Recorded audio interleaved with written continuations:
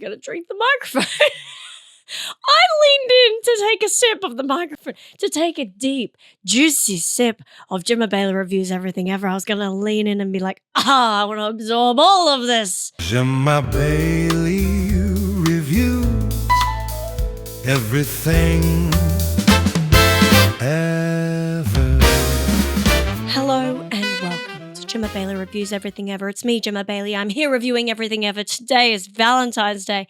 Where am I? Oh, what are my plans? My plans are this. You may hear I'm a little bit sick. It is Valentine's Day and I'm doing this. So things are going well.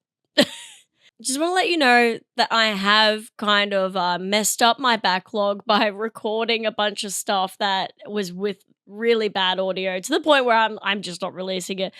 So it is Valentine's Day today, and you will be getting this episode tomorrow. Yeah, so you're welcome. Happy late Valentine's Day to you. Yay! Love is love. We all love love. What am I doing for Valentine's Day? I'm glad you asked. I'm spending it here with you, my love.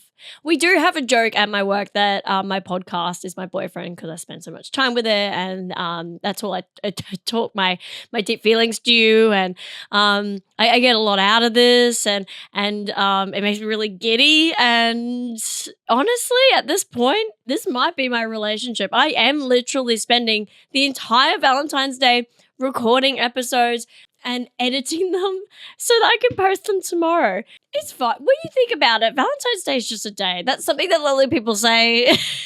I have been slow to the pickup of Jemma Bayley Reviews Everything Ever in the new year, and I apologize for that. However, what are you going to do about it? What are you going to do about it? I'm my boss. I decide when the episodes come out, not you. For the whole week, I've had a lovely, raspy voice. I've beaten people off with a stick. No, for Valentine's Day, whack.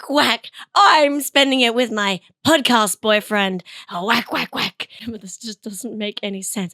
Whack, because they like being whacked. Some people like being whacked. I don't know anyone like that. That's where we're at today.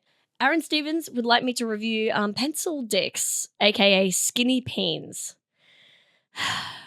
It always comes back to dicks with you guys, doesn't it?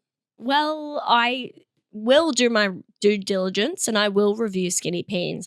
I've experienced Skinny Peens. I'm not going to tell you how many. I'm just going to tell you I have. I must say, coming from the consumer, I would prefer just a small peen. Like, the length is not a fun time. But not actually, if you just like penetrative sex, they are great, actually. If you are a vanilla galley, you're probably going to actually, which is, I want to say, majority of people. Aaron, I'm assuming you have one. I'm guessing you probably know this already, but you might just be what people want. However, for those of us who dabble in the dark arts, other things that you do is not really conducive to the fun of a skinny peen experience, mainly because it's you want traction. I'm trying to skirt around what I'm trying to say. When you're giving oral, it's not fun because it's usually longer than it is thinner, and because of that, you're not really having the fun of getting your mouth around it. You're more having you're just getting hit in the back of the mouth, which is honestly, it's not as enjoyable to me.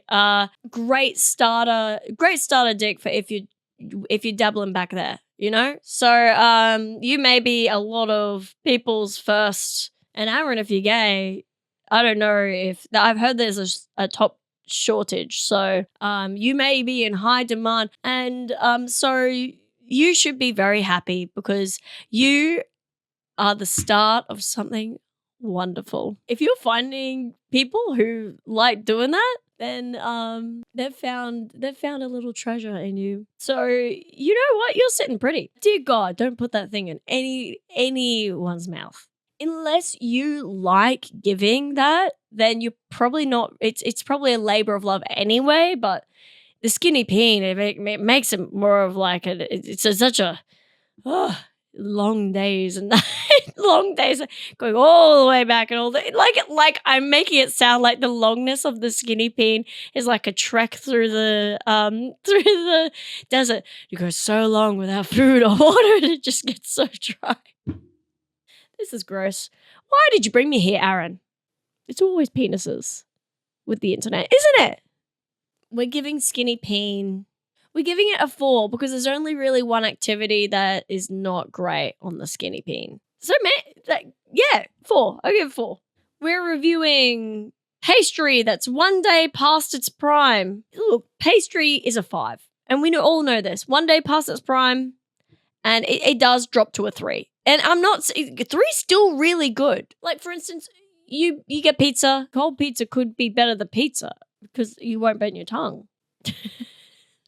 For safety reasons, cold pizza might actually be more than... I'm not going to go into the rating of pizza. We're not doing that here. Pastry is so good, right? One day past its prime does affect it definitely because it stops being... It has that staleness to it.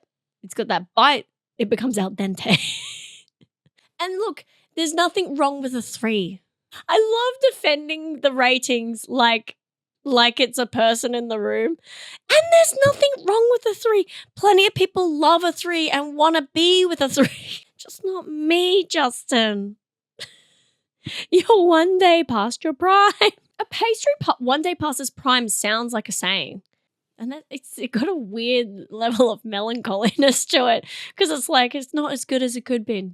It's still good. It's still good, baby. It sounds like how marriage is. Like it is good. It's never gonna be sunshines and rainbows, but it's good. And you're not gonna be hungry. It's not fresh. It's not as fresh as it used to be, but it's still very good. I don't even know what I'm trying to say anymore. It's a 3. We're reviewing the phrase or these phrases. It's always in the last place you look, right where you left it, and it is what it is. They're nothing phrases, and well, you might as well just say nothing. Do you know what I mean? So, it's always in the last place you look is the most antagonizing thing you could say to someone who's looking for something. That's all you say is, yeah, I'm out of here. They go, oh, well, it's always in the last place you look. It makes you want to punch a guy. You know, like, why? It's always in the last place you look. It's like, it sounds whimsical, but really it's fuck you. Go off and look. Right where you left it is almost on the same level, but it's accusing you of being the problem, which I think is a little bit worse. So not only are you giving a no answer, but you're also being like, this is your problem and you did it. You know, like it's a little bit worse than that. However, the last phrase, which is still a nothing phrase, it is what it is, holds a weird philosophical like energy about it. Like it is what it is. It sounds beautiful because it really strips everything back. At work is like messing with you, and then you both sit there for a beat and they go, well, it is what it is, and you just go, yeah, wow, but should I put in a complaint with HR? Depending on the person who's saying it. So like if you're talking to someone that you kind of don't respect / hate and they say it is what it is, right, you can kind of pretty much go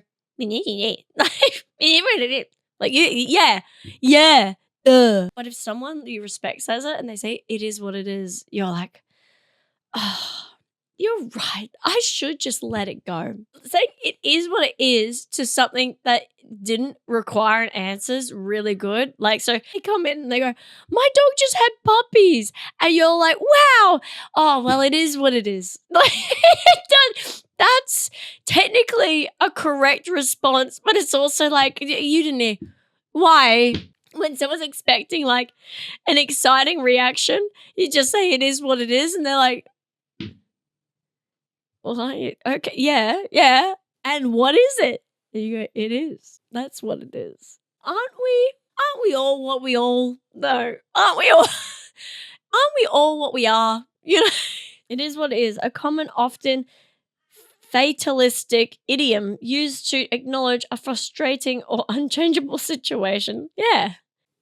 So the idea of it is that you're just acknowledging an unpleasant situation that just must be accepted. So I guess that's where that philosophical sort of feeling comes from. It's very stoic to be like, it is what it is. there's nothing you could do, sort of like it's meant to be comforting, but in the hands of a dipshit, it's just antagonistic as fuck. Oh, so the phrase "it's always in the last place you look" is actually meant to intend you to go look somewhere you wouldn't think of looking.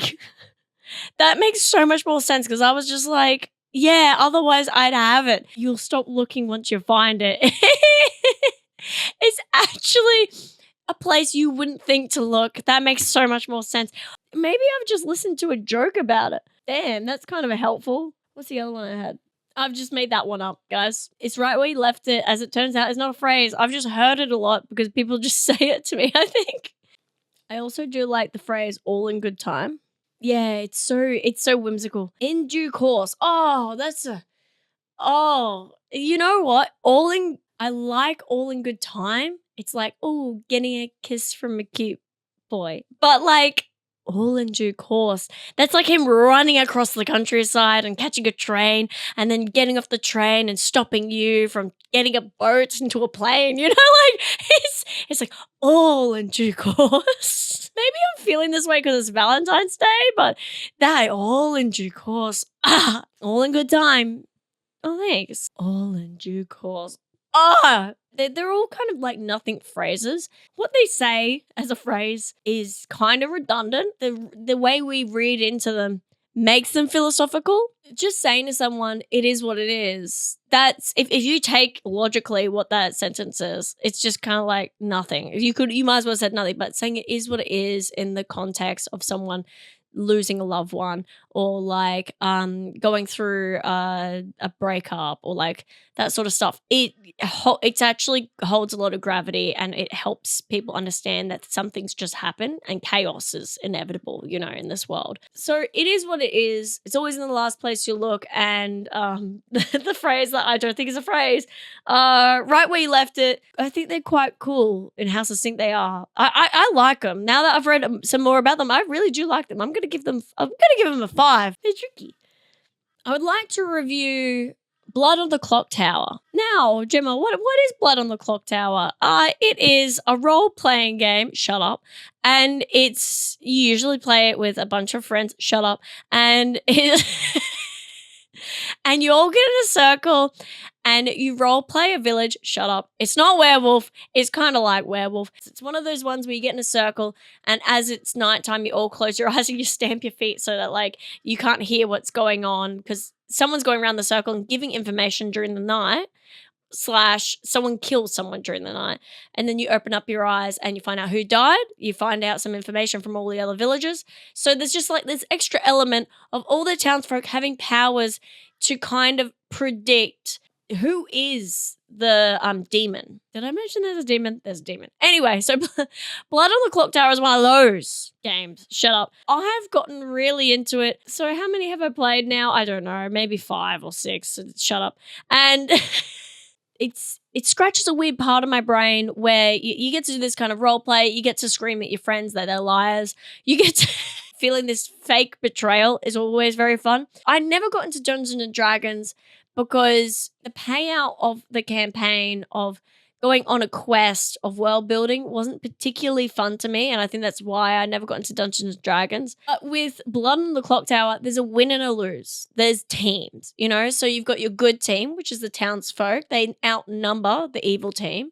The evil team, you have one demon and they have a few minions. Maybe they have 1 or 2, right? Even the townsfolk have a reason to lie to each other, which is not great in a game where you're trying to find an ultimate deceiver, which is the demon, because you assume, well, not assume, they're going around saying that there's something else because they have 3 bluffs, which are 3 characters that aren't in play. Now I'm just explaining the game to you. I like it, all right? I like it. It's fun, okay? Well, it's not so fun for me. And because I'm loud, people assume I'm evil. And I don't know why that is, honestly. I've been killed the first time almost every night. And if I haven't been killed, like executed by the townsfolk, because as the townsfolk, you got to try and pick out who you think the evil characters are and kill them. I get executed so much.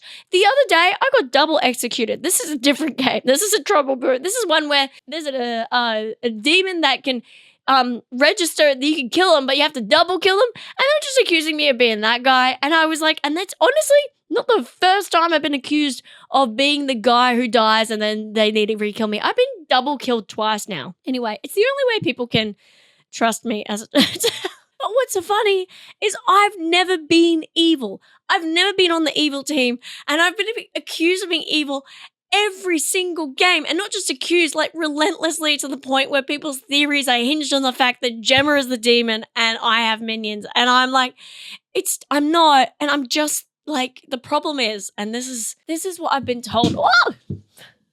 Well, that's happened. Okay. Got all excited talking about a roleplay tabletop game. Well, it's not tabletop, but now I have to wash the tablecloth. Oh, the chaos of that game follows me around. And because I think outside my head, I also think loudly outside my head and accusatory outside my head. So I just throw shit out. The problem is, and this is a big problem, very convincing. So when I have these things where I'm like, I think it's this, and then we kill someone, they all turn on me and go, Jemma, you said it was that. I said, and I go, no, I think that's what I was thinking. And the fact that we killed them and they were innocent is good, because now we can rule out that theory. And everyone's like, you're a demon. I'm like, no, I'm not. I'm just saying that. I always ask people to kill themselves or offer themselves up to be killed, because those characters are worthless now. Not worthless. Maybe it might be the way I'm saying things.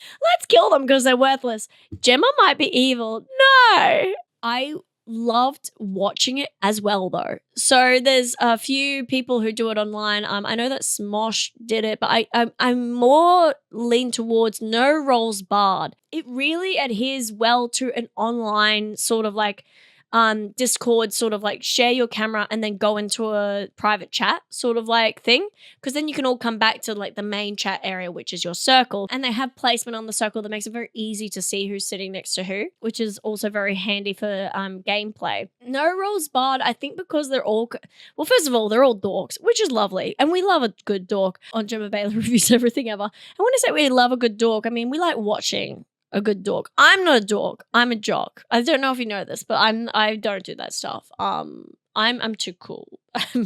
I'm so down with the kids, and they're fun and they're great, and they're games people. The people who set it up, they're really good too. They've usually got two people doing it. One person who's kind of like organizing the gameplay and an offsider who's kind of helping them. If you like D&D and you haven't gotten into it, get into it, because I'm not even a nerd and I like it. So what does that say? Also, it's just fun to watch people yell at each other and accuse people and be on trial. Being up and defending yourself, such a fun time. I was the Slayer one time, and I didn't even get to use my Slayer shot because again, really early they thought I was evil, and so they're all like, yes, let's execute Jemma, and I was like, wait, it would be great, and my whole defense was, I'm actually a character that would be great if I just lasted a little while longer so I could use my power. And everyone's like, yeah, that's something a demon would say. And I'm like, ah. I had to stop them and go, when can I do my shot? So I turned to the game maker and went, and he goes, you can, at any point, if you're not dead, you can take the shot. And I'm like, okay, well, if everyone's going to anyway, I'm just going to take a shot in the dark, because everyone was alive. So that's like not a great time to take a shot as a Slayer. And I was like looking around and I went, you, and then it didn't work. I went, I shoot, and I shoot this person, and then the game player is like, you shoot so-and-so and nothing happens. And I'm like, oh. And then everyone's like, okay, what the hell was that? That was nothing. And I was like, no, I was the Slayer, guys. And everyone was like, oh, okay, sure. But then even then they were like, well, maybe Jemma's just a minion and she was trying to protect her demon and blah, blah, blah. So the game is like a lot of layers of just accusing people of stuff. Anyway, what am I trying to say? It's a good game and I really like it, and I think it helps that it's not a board game, because I'm not really a big fan of everyone huddled around on like a square. With this game, you're sitting in a circle and then you go off into rooms. Like we do it at my work, so we go off into all the the office spaces where it's glass, so you can see who's in the room as well, which is really good. Sorry, I'm just rambling. I really like it. I really like it. I'm playing it next week. I haven't stopped thinking about it. I've been watching a lot of role play, like a lot of playthroughs, and I'm just trying to figure out. I bought a book. Do you want to see the book? I'll go get it. You wait there. I'll go get it. This is my book. I was gonna get a leather bound one. But this one has a lock on it, which I thought was really cool because I was like, I can put all my notes in because you're allowed to take notes. Did I mention that? You're allowed to take notes. This is what I did last time. This is the circle we were all sitting in and everyone's names and me crossing them out as they died. And then this is the knights. Sorry. This is my title page, Blood on the Clocktower. Oh, it's a dinosaur book. It also has flames on the inside, so you know I'm cool. So Blood on the Clocktower. It gets a 5. It's so much fun. I'll be playing it some more. Maybe I'll try and organize a game to post on my YouTube channel. Maybe. If you want to see that, send me an email. I would like to review compliments because you can give a compliment and it can be a good compliment, but you can also give a compliment and it not be a good compliment. Compliment at its base should be nice and lovely, right? If you want to give a good compliment, it's got to be thoughtful. It's got to be from the heart. I think also one of the ones that I think a lot of young people give older people is the whole, I thought you were younger than what you were. I used to love being told I looked younger than what I was. However, that's a very different compliment than I thought you were younger than what you were, which is not a good compliment. Do you know what I'm saying? So like I started sewing and I brought one of my skirts into work and I had people come up, oh, you stitched that like all yourself. Like it looks like it's been made by like a company. Like saying that it looks professional is like, that's lovely, right? But like saying like it's different than like seeing me in the skirt and going, oh, that's a nice skirt. You know, like it's too surface value. I'm like, I love how I'm just like, compliments, not enough. Make them judgy. Like fill them up with some meat. You know, like get in there with your compliments. Make them a little bit juicy. What are you actually trying to say? Are you trying to compliment their intelligence? Are you trying to compliment their style? Are you trying to compliment how they hold themselves?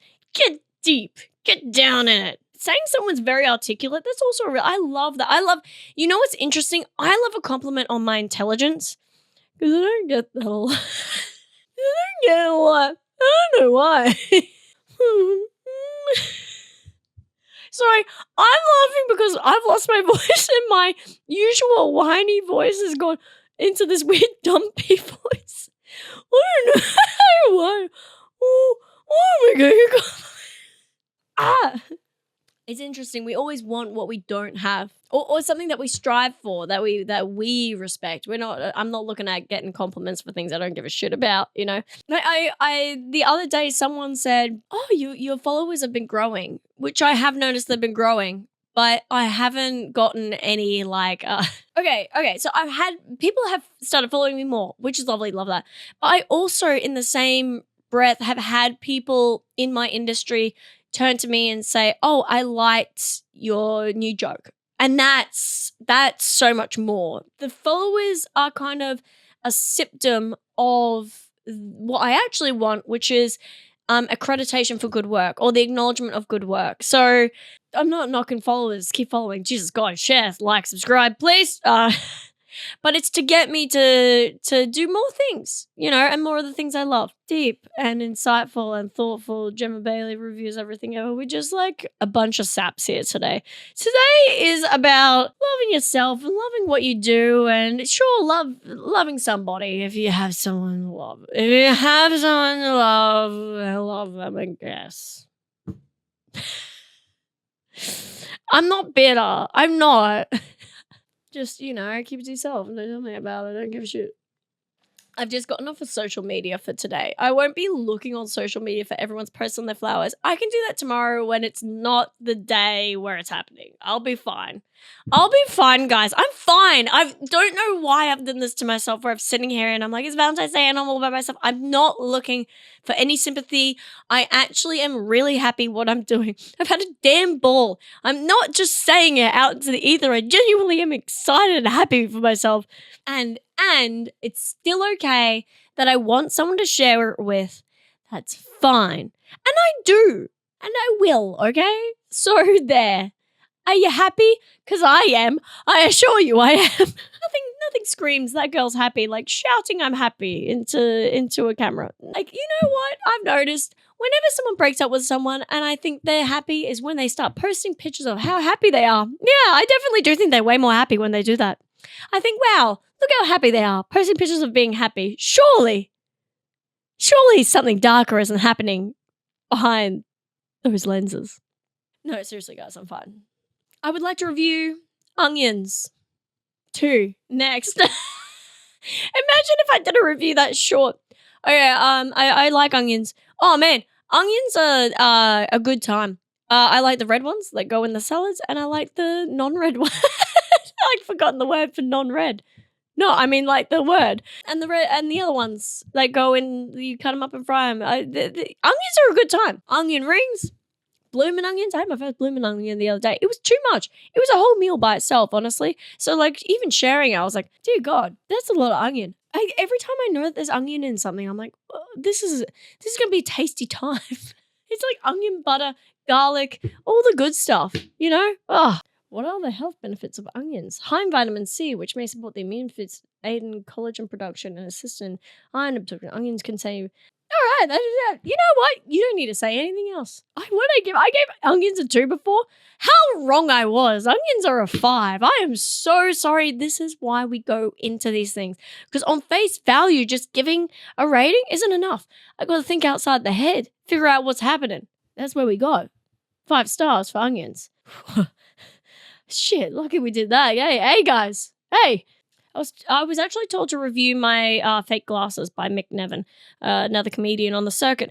I still wear fake glasses on stage. It helps me get into the frame of mind. God, I don't mean a pun. But sometimes we're here. And now we've punned. And I apologize for that. It's a sports science thing. That's the reason why I started wearing the glasses, was because I was reading up on the placebo effect.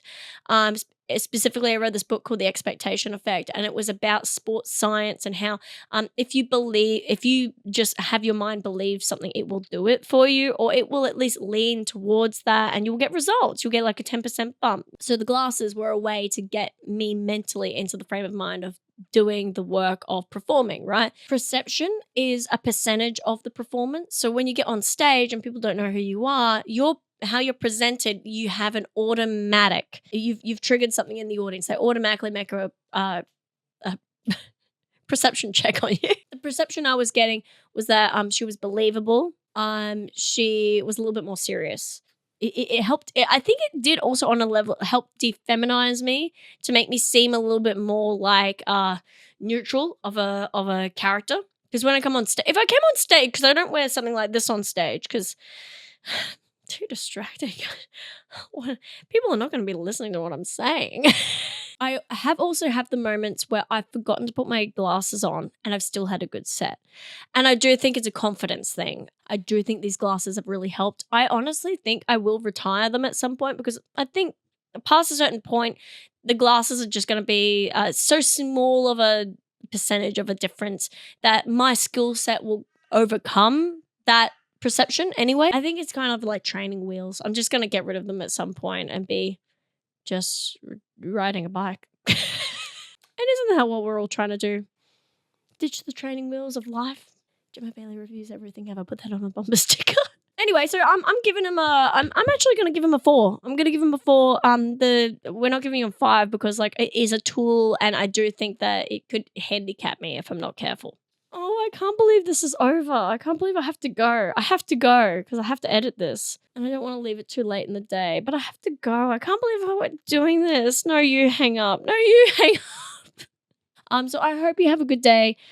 Today, post Valentine's Day, you will, because you've just listened to my podcast. You probably started the day really well, or you're using me as a treat later in the day to listen to, which is very cute. Stop it. No, you. Stop it. No, you. Anyway, if you want to send a review, Jemma Bayley comedy@gmail.com. Send in a review. I will review it.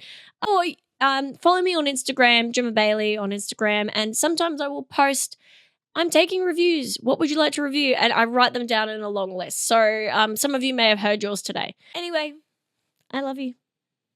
Say it back. Say it back.